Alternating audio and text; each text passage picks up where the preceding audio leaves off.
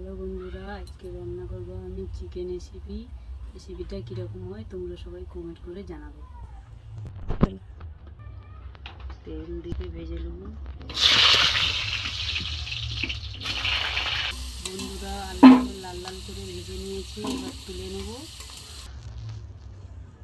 ওটা গরম মশলাটা পেঁয়াজটা তেলে ছেড়ে দেবো।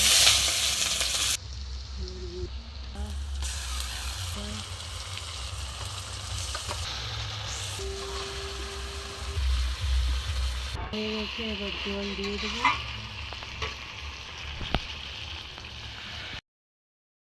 বন্ধুরা আমার চিকেন হয়ে গেছে, এবার গরম মশলা দিয়ে লাগিয়ে দেবো।